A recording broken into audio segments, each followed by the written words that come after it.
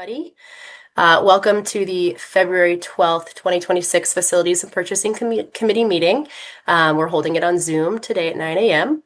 And before we get started, I'm going to ask that anybody who would like to have their video turned on, would love to see your faces if you're here from the community. It's always helpful to mute yourself unless you have something to say during the comment section. In attendance, it's all Zoom, so we have me, myself, I'm Abby Rubin. I'm co-chair of the Facilities Committee. Jason Herman is joining via phone, via the wonder of technology, because he's in the car right now. So he is here, but he is not going to be as present as usual. We also have Jennifer Rivera, and I believe we have Shayna, but I don't see her name yet. Do we have Shayna? I don't see Shayna yet either. Okay. That doesn't mean she won't be joining us in a couple minutes. Okay. Shayna Kalish, another of our committee members, will be joining. And we have our illustrious administrative staff here as well. Sorry, I have children running around. We have Dr. Rinelli, we have Mr. Orlando, Mr. Lil, Ms. Amy Buckman, Ms. Denise LaPera, Mr. Scott Weinstein, or Dr. Weinstein, Mr. Copeland, Mr. Hedolano. And if I miss your name, I apologize. Welcome, everybody. And I think without further ado, we will get started. It's being recorded. It's being recorded, and public comment is raise your hand. Thank you. All right. I think I will pass it along to Mr. Lil. So the first item on the agenda is the list of bills that Mr. Orlando's team in the business office put together. So I believe the procedure is if there was any questions from board members on any specific line items.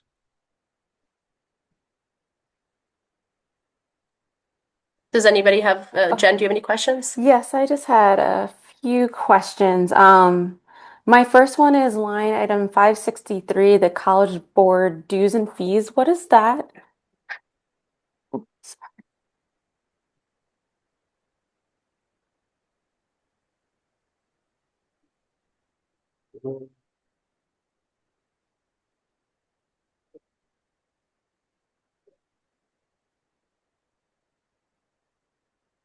You scroll down one more, Denise, a little further down. It's right there, 563. Yeah, I know. Let's see what the page number is. I can't see the page number.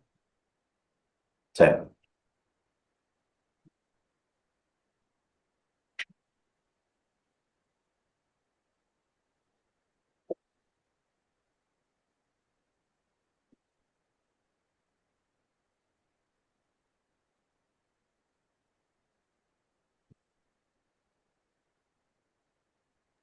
I don't know this, but I'm just guessing that has to do with the PSATs. The PSTs for the 10th grade, 10th, 11th, and 12th grade at Harrington High School. Okay, great. And then I saw a lot of staff development. Do we track, like, is there a per diem per staff, how much they're allotted per year for professional development?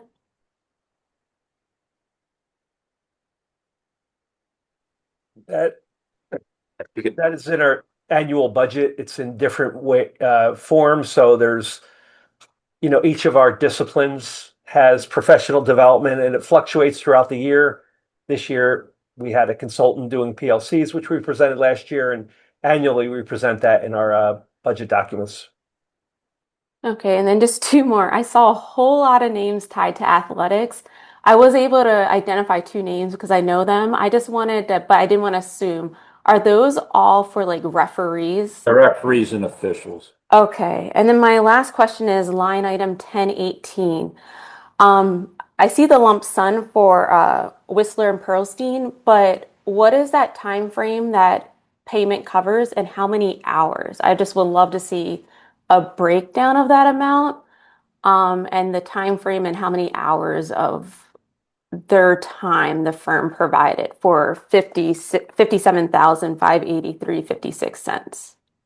So it's for the month of January. So it's just for 1 month. It's for 1 month, and it's legal hour services plus other fees. So there's other consultants and stuff appraisers and stuff are included in that fee. I'd have to go through because there's different rates depending upon the service they provide. Okay. But, Yeah, as a committee, are we able to see that breakdown? It just seems really high for 1 month. I just would love to see how we're utilizing them month by month.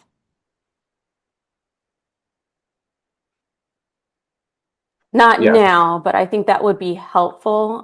Instead of just seeing the lump, the hours, how things are allocated, and how we're utilizing them month by month.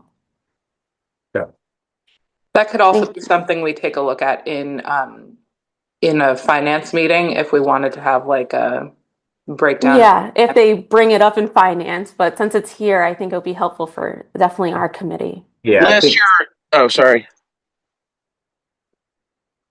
This is Jason. Last year we had asked for a breakdown for a couple different months, so and Whistler Person provided that to us. So that's something that we can request. And before the next meeting, they can give us that breakdown, or they should be able to bring us that breakdown so that we can take a look at it, and then ask further questions based on that. That would be extremely helpful. Just me, my world is dealing with law firms day in and day out, and that just seems very high for a month. Thank you. Shayna, do you have any questions? Welcome. Thank you. Sorry, my apologies for being late. I was having board docs issues, so you'll get me from my phone. I don't have any questions on the list of bills. And I don't have any additional questions. Thank you. Great. Thank you very much. And we will look forward to getting some of that information for next meeting. I will hand it over to, for the purchasing report, Mr. Orlando. Well, actually, Ms. Rubin, good morning. I can take Sorry. the personal report. Not a problem. And Mr. Orlando's name is next to it, and I just went in autopilot. Sorry, I'm going to interrupt one more time. Abby, can you ask if the board that's on the committee agrees to move it forward, please? Thank you. Yes, thank you. Sorry, this is my first time running a meeting. That's all right. I'm here to help. Appreciate it. Is everyone present on the committee today comfortable moving this forward to the full board meeting? Yes, knowing that we'll get further detail moving forward on how we utilize Whistler Perstein every month. Because Yes, that's a large amount for us to approve. Thank you. Did we want to open it for any community question on list of bills? Did we do that and I missed it? Whoop, we didn't do that, but We can do that good now. idea. Is there any comments from the community to the list of bills before we move that? I do not see any raised hands. Great. So we're good to move that forward. Thanks all. Okay, now on to Mr. Lil. Thank you. Good morning. So on the purchasing report, I'd like to take items 1 and 2 together because they are interrelated. At the end of calendar year, pardon me, at the end of calendar year 2025, Lower Merion Township enacted an ordinance that would effectively ban the use of gas-powered leaf blowers, either backpack or handheld. So the ordinance was adopted and is currently being phased in. It's actually being phased in over the next 2-3 years. So we know and we anticipate that we'll be shifting over to battery-powered leaf blower equipment. And given the timelines for implementation, we'd like to ask for approval to get first 2 orders for 2 hours for leaf blowers, so we can try out 2 different manufacturers, get some familiarity with this equipment, do it over the summer when you will not be able to use gas powered. However, it is a little lower demand, if you will. It's mostly just cleaning up grass clippings. And we want to start trying out 2 different manufacturers to find out which one is really better suited for our needs before we start making a larger commitment into larger quantities of blowers and also larger cost. So the first item is a manufacturer by the name of Steel. With that $10,939.76 would cover would basically be 2 battery powered backpack blowers, 2 battery powered handheld blowers, 20 batteries. We have to have them charged because they're not going to last all day, and then the chargers themselves. So that package, if you will, would be $10,939. Another manufacturer of the similar equipment is Echo. And again, we're just replicating that with 2 of their highest powered battery powered backpack blowers, 2 handhelds, 20 batteries, and sufficient chargers for all 20 of those. That would be at $7,572.45. And again, we'll put them into use. We'll start having them in the field. This fall, within the township, gas powered leaf blowers are still permitted. So we'll actually put the gas powered blowers out there, put the electric leaf blowers next to them, and see how they compare and see what kind of performance we get, battery life, things of that nature. So this is some of our dipping our toe in the water and starting to do our due diligence before we make a larger investment. Are there any questions? I just want to say I appreciate you taking a proactive approach on this move from the township and having this like comparison thing. So we're going to be nice and approved. I also appreciate that the district is working with the township, and we're going to have something that's both friendlier to the environment and friendlier to all of our neighbors that are not going to have to listen to all of the gas powered leaf blowers. So I think it's a good rollout, and I appreciate the sort of comparison. I know this board loves nothing more than data, so I appreciate that we're having like a fun little head-to-head competition on what leaf blower is best. Jen or Jason, do you have any comments or questions? No, not on this one. Thank you. I don't have any questions on this as well. Thank you. I have a quick question. How many total do we have? How many handheld and backpack blowers do we have currently? So currently in the district, and I'm doing this as a cumulative total because obviously our ground staff operates these, particularly in the fall. Our building maintenance actually uses them to clean off the flat roofs when we have to go up there and get all the debris off of those. And then at the building level, basically each building has a leaf blower. So in total, our inventory consists of 12 backpack blowers and 6 handhelds. Okay, So, and then sorry, you were going to say something. Interrupted you. I'm just curious. So what happens once we decide, the front runner is X or Y, how will we dispose of the gas powered leaf blowers? Is there a way to sell them to some other, somewhere else where they don't have the same ordinance? I'm just curious how we could recoup some of the costs. We would surplus any of the ones that are still, usable. I mean, if whatever's still functional that can be sold, we would put them on municipal bid. We just would not be able to sell them to anyone who resides or would operate the equipment in Lower Merion or Narberth. I'm sorry, no, Lower Merion, specifically Lower Merion. Yeah. Okay. Thank you. Then I think we can, unless there's a community question, I don't see any hand raising on my end. And technically they would be usable. It's just there's times of year that they won't be usable is my understanding. So it's like they will not be available during fall cleanup or spring cleanup during one year, and then they won't be available during the others. But if you had something like in the off seasons, it might still be usable. So if we needed to come that way.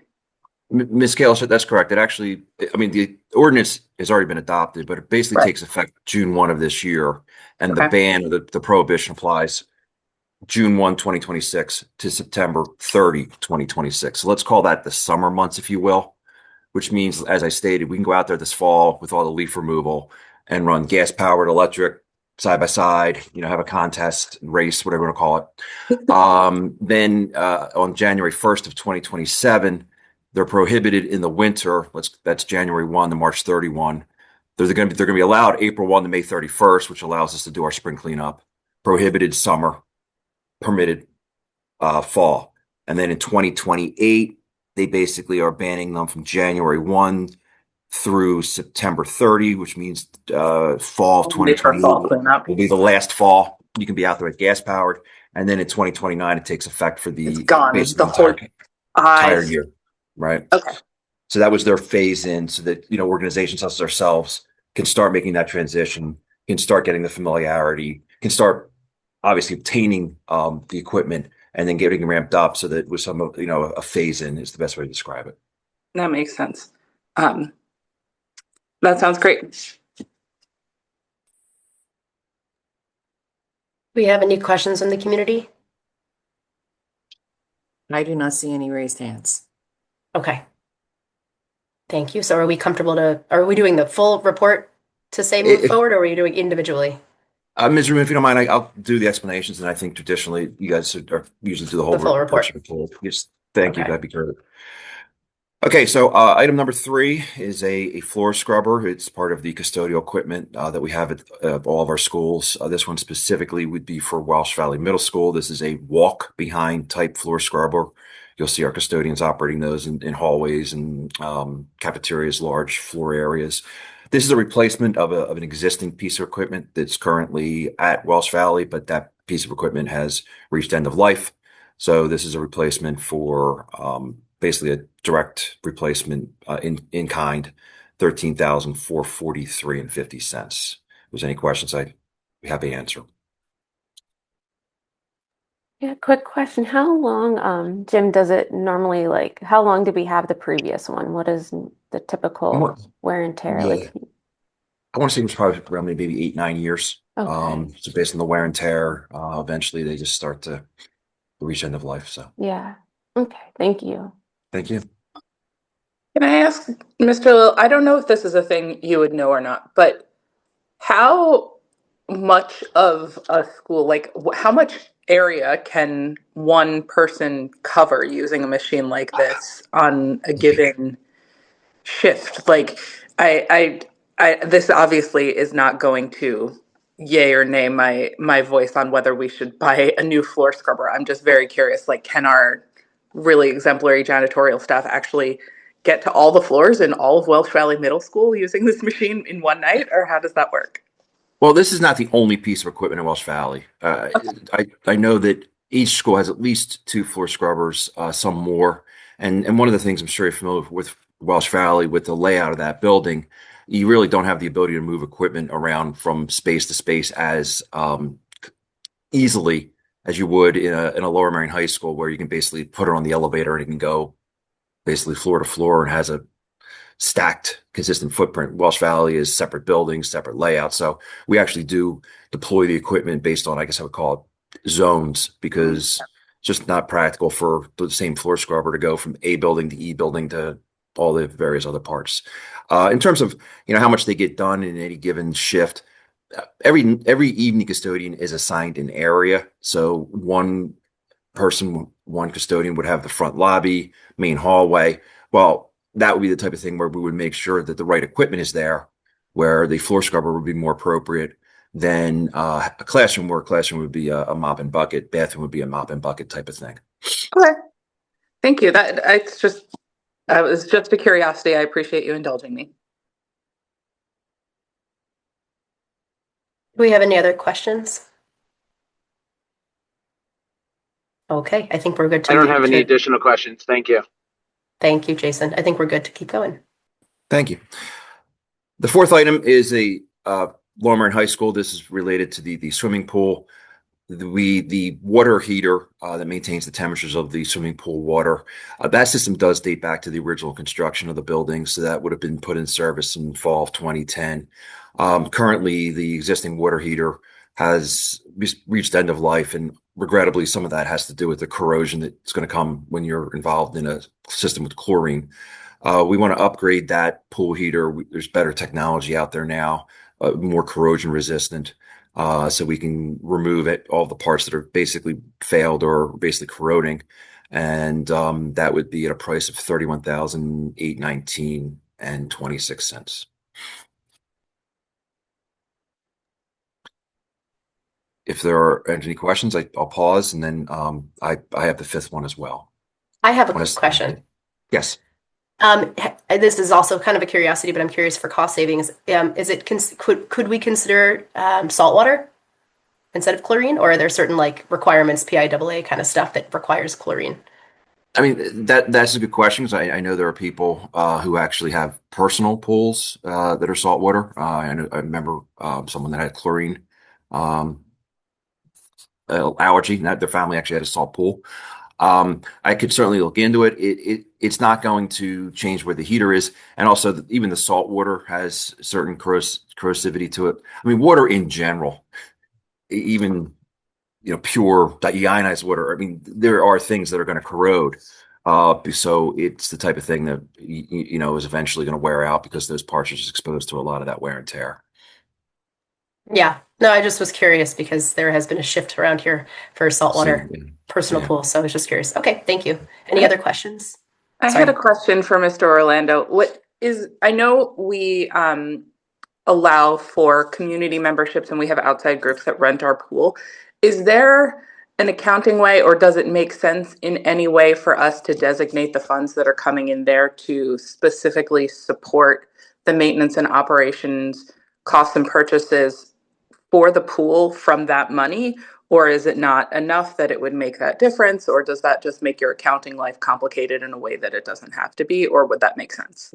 Yeah, no, the accounting man requires us to report it as, community groups, which is in the general fund. So that's the specific accounting that's required by the state. Okay, so it doesn't matter, but we can just proceed with the understanding that we're also taking in money from those community groups. Correct. Okay, But we budget for that, correct. great, thank you. I had a quick question. I just clarity is so the full amount, is this to replace the heater completely or is this to fix the current heater? It's basically replacing the parts that have rusted out, and the rest of it is in good shape because we have been doing some replacements over the year because this is not the first part of that system is rusted out. But we got to get in there and get rid of all the parts that have corroded out. So will this ultimately increase the life expectancy? It will starting from scratch for Correct. the same amount of time in which we had the previous? Okay, perfect. Correct. Yes. That's Thank the way you. to describe it. Yes. Okay, thank you. I think we can continue on. All right, thank you, Ms. Rubin. This will be my last item, and I believe the rest of it will move to Mr. Orlando. So I'll finish off with number 5. Throughout the district, in all of our school buildings, we have what we refer to as building automation systems. These are the electronics. These are the controls, automated controls that maintain the heat, regulate the heat, air conditioning as well. Make sure we have enough heat on the really, really cold single-digit days, and we've also been experiencing the phenomenon of spaces having too much heat. That is all function of making sure that the control system is getting the right information and all the various equipment pieces, which there are hundreds in a school, respond appropriately to the demand or conditions they're dealing with. All right, so setting aside that lengthy explanation, one of the systems that are used in our district, specifically at Kinwood, Welsh Valley, Marion, and Belmont Hills, is what's referred to as an Andover building automation system. There's different manufacturers, Andover being one of them. These are systems that have been in place for 20, 25 years. And with anything else, computer operated, electronic, there is a end of life on that. There's obviously obsolescence, if you will. So over the past few years, we've been keeping these systems up to date because on the software end, we've been able to upgrade the software because of end of life that is inherent with that. And then out at each building, there's actual pieces of hardware, actual controllers and devices that actually have to transmit all the various signals and basically do the work of what needs to be done to maintain and regulate the heat and air conditioning. And we are asking for the opportunity to replace the hardware at Belmont Hills. Again, we're going to do this. I'm sorry. We're asking for the opportunity to replace the hardware at Kinwood. And again, we're doing this in stages as the systems come along. And that would be for the hardware at Kinwood, $105,400. Since the system is that old, have you looked at other systems? And it still makes sense to stick with the Andover system? And I know we have different ones at different buildings. We've had a lot of thought and philosophical debate, if you will. It's a major overhaul to go in and put a totally different system in because then it's into all the various controllers, and I'm sure, as you can imagine, there's a lot of proprietary aspects to these systems because the manufacturers like when they kind of have a control fix. Thank you. I mean, I know districts have gone and done like open source types of things, but This is the type of thing where it would just be more cost effective to keep the current systems up to date. And regardless of whether it's Johnson Controls, Siemens, Andover, their software is going to get obsolete. Their hardware is going to become obsolete. So you're never going to avoid that obsolescence It was phenomenon, more no matter who does you it use. make sense to have the whole district on the same system? But it sounds like it would be absolutely prohibitively expensive to switch over the buildings that weren't to make it all consistent. Our supervisor of utilities and building management, 2 doors down, would love to have to log into one system. It just, in terms of the hardware and the overhaul, it would be a massive overhaul. Okay, I appreciate that, and I appreciate the work from your team that's willing to deal with having two systems so that we don't have to shell out tons of money to switch over. And the other question was, since this is a pretty large sum, has this been put into our budget for the year? Is this an expense we knew was coming? Yes, because like I said, we know over the next 3 years that not only is Kenwood going to require this work, we still have Walsh Valley, Marion, and Belmont Hills. So we brought the software online in a phased approach because we knew we were reaching obsolescence there, and then the hardware, obviously, we're going to do that, but we're doing it in a phased. It's I also, appreciate so in that. terms of staffing too, it's just you focus on one building. We don't want to take apart 4 buildings at the same time. We want to get across the finish line with Kenwood and then take the next one down the assembly line. I appreciate that long-term thinking on that, and those are all my questions.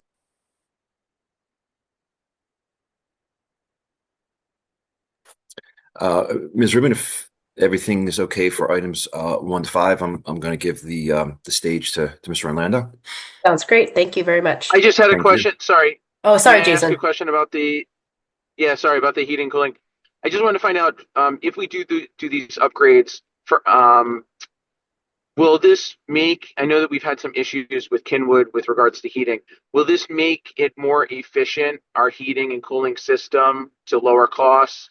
That's Mhm. one. And two, do we have an idea as to how long this system will last for until it becomes obsolete, just so we can know for budgeting purposes?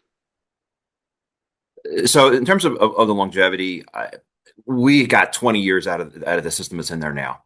So I think that would be a target, if you will.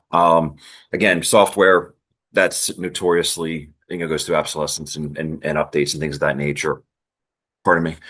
So this is not the type of thing we're going to have to do every year or every 5 years. We're good, I would hope, for the next 15 years, particularly on the hardware side. In terms of the building performance and heating season, particularly with what we've been experiencing with the really cold temperatures, the peak loads, as we call it, it's not going to increase the capacity of the heating system. The boilers have whatever capacity the boilers have. What this would help to do is increase the reliability and have the controls work better. There's times that we have sections of buildings that'll heat or overheat because the control panel will fail, and we literally have to go in there and basically unplug it, plug it back in.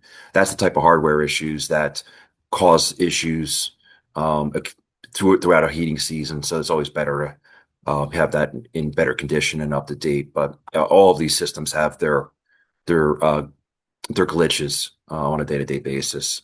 And this helps having newer hardware so that panels are more reliable and we don't lose a panel, in which case we lose 5-6 classrooms because the heating system doesn't have any control tower to tell it what to do. Thank you. Thank you, Mr. Lowe. Okay, Mr. Orlando? Sure. The next item is the purchase of 263 smart MX V5 panels. That's from Visual Sound through CoStar's contract 034 E25-249. CoStar's is a state contract, which gives us advantageous pricing. This is to complete the 6 elementary school project that we had started, and that would outfit the regular classrooms and complete that project. And the Ballard, Kenwood, and Ross Valley currently have a projector system in place. This will replace both of those buildings. They're reaching their end of the useful life, which I believe they're around 12 years old right now. And the total amount of the purchase, which includes installation of $250 wall-mounted projectors, 13 on mobile carts, and also removal of 218 of the existing equipment, the old equipment. And that is a total price of $1,359,200.84. And that final contract is subject to solicitor review. And I do have Mr. Zirkle and Mr. Catalano here for any more specifics on the devices and the technology aspect. Thank you. Go ahead. I see Jen's ready to ask. A ahead. couple of questions. So, how many per an elementary school? Per, I guess, elementary schools, because we have 263. So there are 94 that are for the elementary, 80 for Ballotine, 89 at Walsh Valley. Okay, and excuse my ignorance, but are these pretty much like smart TVs? I was trying to look. Look this up for classrooms. I guess Andrew or Bob, could you give them more detail? They're 75-inch interactive displays. Okay, that's what They'll okay. replace the 11 and 12-year-old old interactive projectors we had in those rooms, and some of the elementary rooms don't have anything, or they have old projectors on carts. Okay, and then I know, Mr. Orlando, you were talking about how this was phased out and everything. So I don't want to assume, but was this a budget projection in this current annual budget? This is what we have funds in this year's budget to help us with the future years, correct? Perfect. Okay. Thank you. Sorry, I don't know too much about this, so I just want to be clear on what this was for. Thank you. These are replacements for the smart boards, right, that we've had presentations for in recent years? Or is this something different? There's a mixture around the district. It wasn't centralized and consistent. This will make everything standard across the board for equity. Some of them have interactive projectors, some have old smart panels, some have just projectors in general. Our goal is to really centralize this and standardize it and make sure we have something in every room that needs it. And these are the boards that the students and teachers can like touch and write on, and they can network with their computers. Okay. Yeah, the teachers will have access to it, and then they do have the ability for kids to project to them. We don't typically do that, but it's there if we wanted to go down that road. It's something curriculum wanted to do. Yeah, Jen, I can't remember exactly when we had the presentation. If you wanted to email Scott about it, if you want to learn more about it, we had a really, really fantastic presentation when we added a bunch of them to the district that went in depth, because I know I didn't know very much about them. And it was interesting because I know it's like a really big purchase for the district if you're looking at almost $1.5 million. And so like there's actually, we have, I'll email Scott and ask him if he knows when that presentation was, but it was a whole like in-depth thing on what these are and how they use them, because it is a big outlay. But this is like, I'm surprised that we're able to do these for every elementary school and the 2 older middle schools. So it's a lot of bang, at least for a very big check. Awesome. Thank you, Shannon. I'm glad you did bring up equity too, that all our students have, equal access to resources. So thank you both. I'm going to jump in with a couple of questions. Actually, Sarah Thomas, who's not able to be on this call now, sent a few questions after she saw the report, and I'm asking them on her behalf. With this being a large purchase, what other similar products did the district consider or receive quotes for? And why was this ultimately chosen over others? We evaluated clear touch panels, ViewSonic panels, and smart panels. We brought in multiple demo units and we put them in the buildings. We had the instructional coaches work with some of the teachers as pilot group and go through, and principals were involved as well. We wanted to get feedback from them on what worked best for them in the classroom, that they were comfortable with, functionality, etc. And then once we came to the solution, they decided that this was the way they wanted to go. Andrew, my team, and Vic helped us. We got aggressive with visual sound to get the best pricing on these panels. Great, thank you. And then as a the next question for that is, does this kind of install require any kind of PD? I know this is more of a curriculum question, but I'm just curious in terms of the actual implementation of this kind of this new technology, this new tool. What do are teachers going to be able to kind of get right into it, or they need to have some kind of PD beforehand? I think that was part of looking at the three models. That was one of the major factors. Is most people have familiarity with Smart. There will be a faction of teachers that need that. It is one of the better technologies that has been around for a while. That's pretty intuitive. So some will need training, and our instructional coaches are there to support that. Good question, and it was also one of the factors that pushed the decision towards Smart. You'll also Great, see we thank have you. for renewal our Smart Notebook software that all of our teachers are already using. That's how they create their digital presentations that will go perfectly with these panels. Great, thank you. So I just want to restate so I heard everything correctly. So there was a pilot that was done, and staff sort of had their stakeholder say, and so this is why we went with this company over others. And the pilot also ensured that this was hopefully a smoother transition because there's some intuitive usage there. And because this is really quite a large sum, this was budgeted. This kind of replacement was budgeted. Yes, we have funds in the budget. Yes. Okay. And one more part, Abby, was you said it was intuitive. It's also the software that most teachers are already familiar with. That's great. Thank you. Thank you for clarifying that.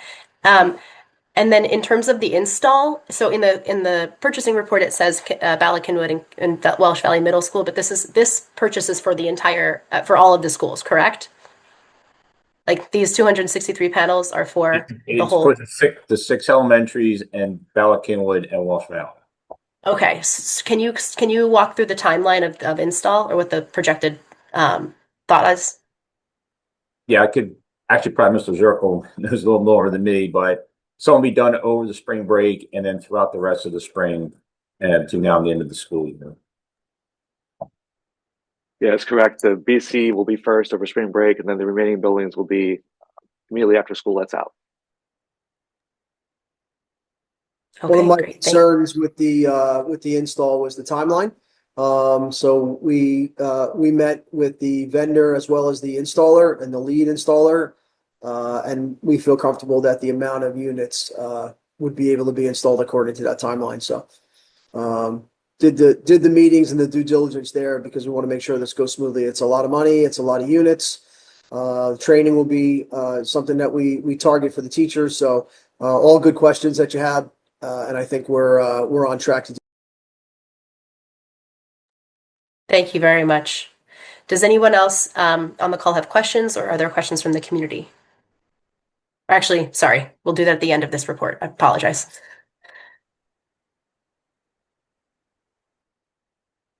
I was just curious as to what we do with the old units. Is that something that we can repurpose or that we sell? Yes, we're having all the old units shipped here to 55 and 65 Rock Hill Road. We will maintain the ones that are still usable to still furnish any room that still does have a projector if we need to replace them or update them, so there's no additional cost. And then the ones that we find we don't use, we'll recycle them with Sycamore, and that money will go back in the budget. Great, thank you. Great, thank you. I really appreciate it, and thank you for your thoroughness in evaluating this and moving this to the goal line. Thank you. I realize I have one more question on this one. I'm sorry to go backwards. For the high schools, is there a plan as well to update them? Are they already sort of updated? I'm not sure. I may have missed that. Yeah, they were already updated, I think 2 or 3 years ago, maybe 4 years by now, but they already been updated. And what's BlackRock, when we brought the school online, they were brand new, so like 3 or 4 years old also. So they have the latest technology in those 3 buildings already. Thank you very much. Okay, I think we can move on to the last item on this report. So this one actually is for next year's budget of 26-27. So typically you would see this coming into in the springtime. But due to supply chain issues and pricing, we can get advantageous pricing by locking in to this purchase now to the Lenovo Chromebooks, the cases, license, and deploying services for 1,470 devices. That's through SHI Incorporated. And this is for the second and the fifth graders for next year. OmniAb Partners IT Solution Product and Services Contract. That also is another state contract that we use. And it's contract number 2024056-02. And that's the amount of $799,680. And again, these will be received after 7/1 and a 7/1 purchase. We're just locking in the pricing now that's advantageous and will be in next year's budget and purchase after 7/1. My committee members have any questions? Yeah, just to clarify, so students K and 1 have iPads, students 2 to 7 have Chromebooks, but they'll have, you're saying, 2 different Chromebooks so they don't go completely obsolete in between, and then 8 to 12, they have Mac laptops? That's correct. Okay, and so, yeah, so the in this purchase, it'll be second graders, they'll have that machine second, third, fourth grade, and then when they're in fifth grade, they get a new machine, fifth, sixth, seventh? Yeah. Correct. Okay, thank you. How does the warranty, so if we are getting a new, if students are getting new Chromebooks, excuse me, it looks like there's like a 3-year, right, usage window. Is there a warranty that we also pay for the devices?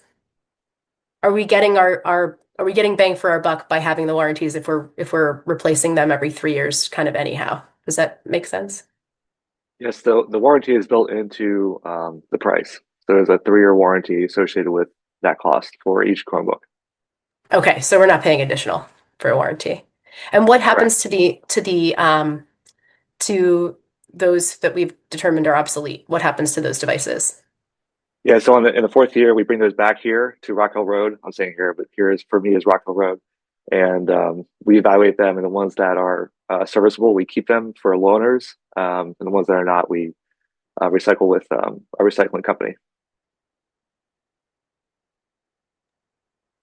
Thank you. One question that I've had in the back of my mind when we talk about the devices is, I would love to consider like a cost analysis of a computer lab, and how that might save in terms of the one-to-one devices. I understand that there are many impacts that go beyond just the actual device itself, like the purchase of one device versus a group to share. But I'm just curious what that looks like, because there is quite a cost associated with renewing or replacing these at the rate that we do. So I just want to put that out there as a curiosity, and I wonder if that's something we could look into.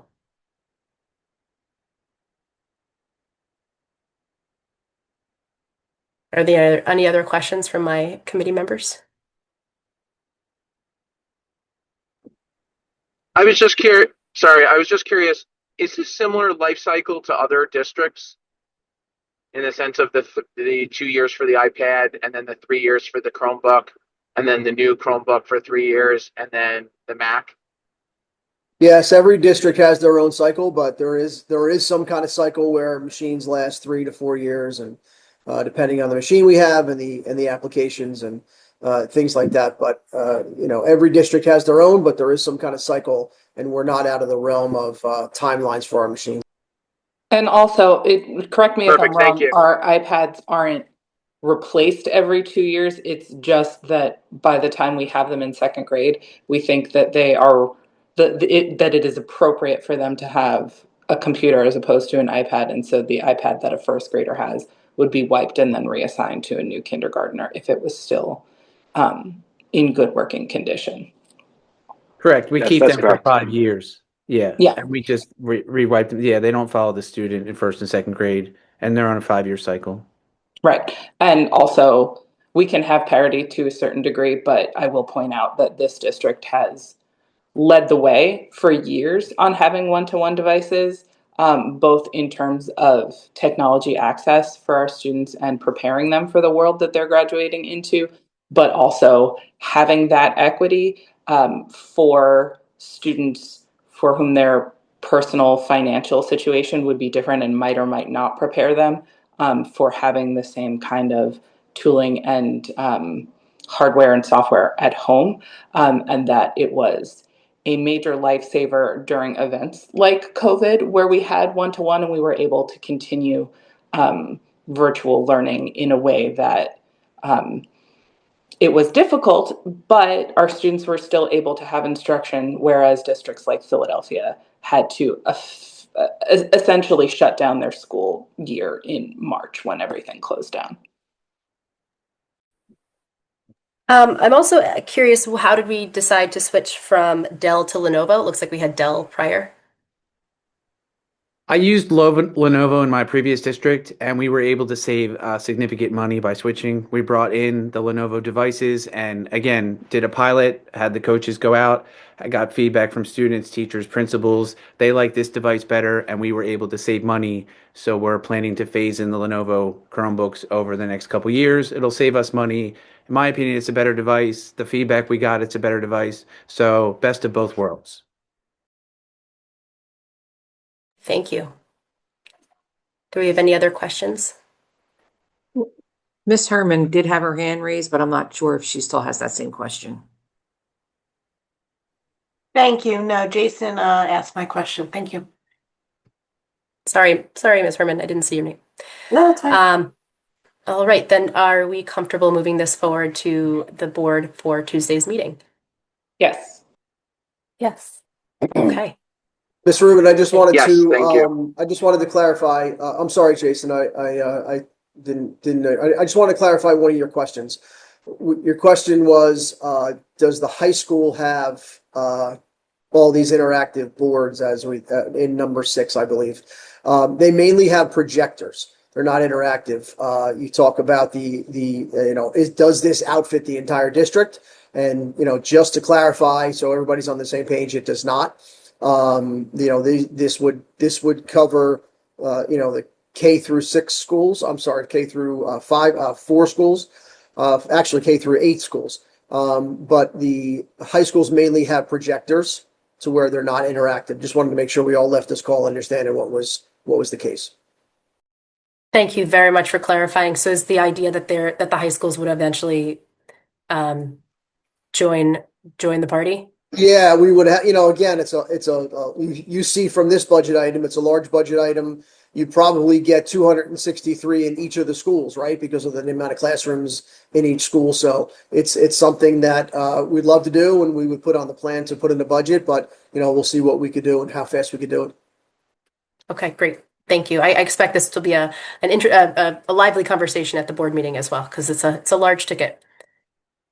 All right, thank you very much. I think, are we able to move on to Mr. Weinstein?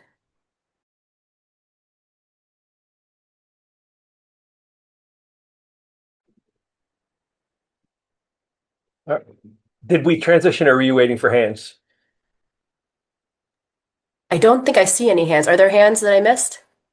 Are there any questions from the Hands that community? you missed, and the slide is ready for you to describe.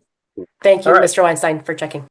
Yes, thank you. On Monday's curriculum committee meeting, Dr. Gaudioso presented this in more depth. It is Brain Pop. It has been a longstanding resource that's used across multiple disciplines in K to 8. It is written in some curriculum documents. It's used primarily as a digital resource. It's a hook for lessons. It also provides assessments for teachers. And like I said, there were some questions at curriculum committee that we followed up on. One of them we're still waiting for is, I think, Ms. Kalish may have asked about French and Spanish, and we're still looking for an answer for that. And before we would purchase, we would make sure we have that answer. We also are looking to, as we're renewing curriculums, phase this out and not be a long-standing program, but it's still written in there now, and we would still depend on it for next year, for the remainder of this year and next. And that's all I have. Any questions?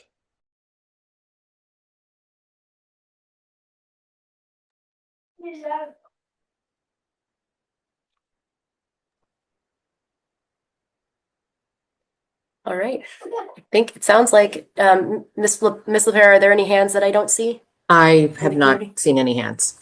Okay. All right, then are we all comfortable moving this forward for Tuesday's meeting? Yes. Yes. Yes. Great. Thank you. Thank you. All right, moving on.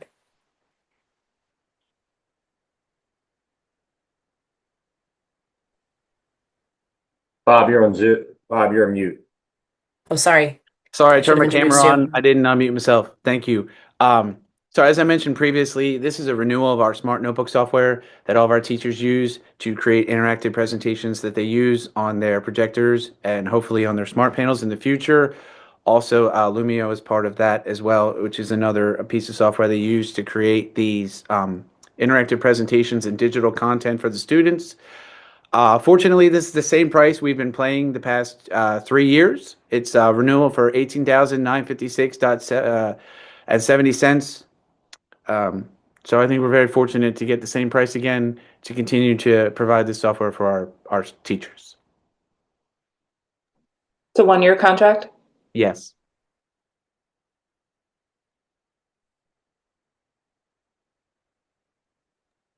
And this is for K through 12, just to clarify, or? It's for 826 people. Yes. It's for all the teachers and staff. Yeah. Thank you.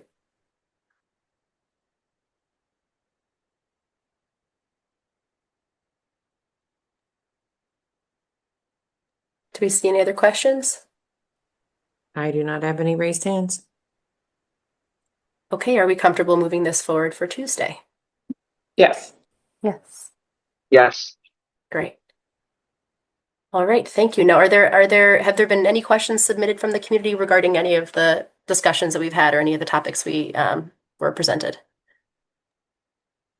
No, the chat feature is not on during this meeting, so it would have been a raised hand, and I don't think we have any additional questions. Okay. Well, then I think with that, this meeting is adjourned, and we will hopefully see everybody on Tuesday for the February board I just meeting. have one quick, Oh, I'm sorry. Excuse me. No, that's okay. I have one quick announcement. For a few months now, actually more than that, the topic of outdoor spaces and playgrounds, have been housed in the facilities meetings. So now we have a shift to really talking about how to fund this. Not really a facilities thing on what's needed and the process and things like that. So now it's a shift of how to fund this. So the discussion through all of that and the questions and comments and things, information is going to shift to the finance committee meetings.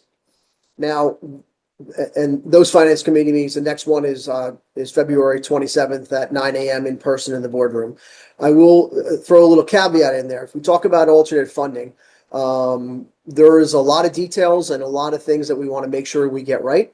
So the administration is going to do what they can do to put information together for the board and, possibly have this discussion if we're ready, because what we don't want to do is have a discussion and not have all the facts or what the implications would be throughout the community. So we want to make sure that we're ready for that for the February meeting. So stay tuned. I just wanted to make an announcement, though, that these discussions will move from here to the finance committee meetings now that they're picking up again.